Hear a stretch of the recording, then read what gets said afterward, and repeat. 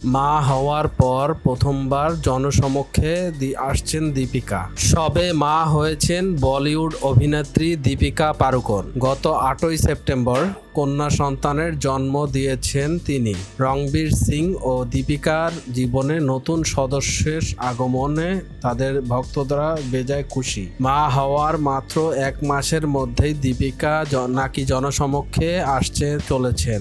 7ই October অত্যন্ত ধুমধামের সঙ্গে মুক্তি পেতে চলেছে রোহিত শেট্টি পরিচালিত সিংহাম অ্যাগেইন ছবির ট্রেলার। জানা গেছে রোহিত ট্রেলারের মুক্তি উপলক্ষে এক রাজকীয় আয়োজন করতে চলেছেন।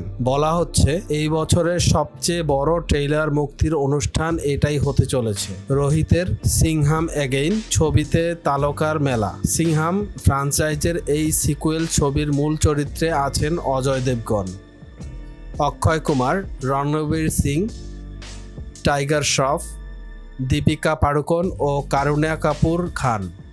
ট্রেলার মুক্তির অনুষ্ঠানের দিন এসব তারকারা উপস্থিত থাকবেন বলে জানা গেছে। তবে দীপিকার উপস্থিতি নিয়ে অনেকের মনেই সংশয় ছিল, কিন্তু সর্বশেষ খবর অনুযায়ী দীপিকা এই দিন উপস্থিত থাকবেন। এ খবর সত্যি হলে মা হওয়ার পর প্রথম কোনো অনুষ্ঠানে আসতে চলেছেন এই বলিউড অভিনেত্রী।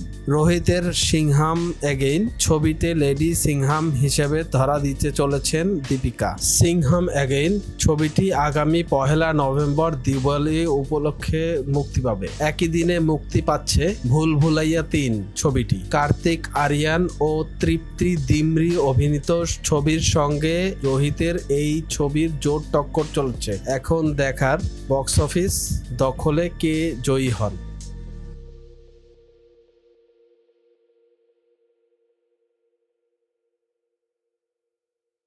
ডেইলি এন্টারটেইনমেন্ট আপডেটের এমন আরো ভিডিও পাতে আমাদের চ্যানেলটি সাবস্ক্রাইব করে রাখুন।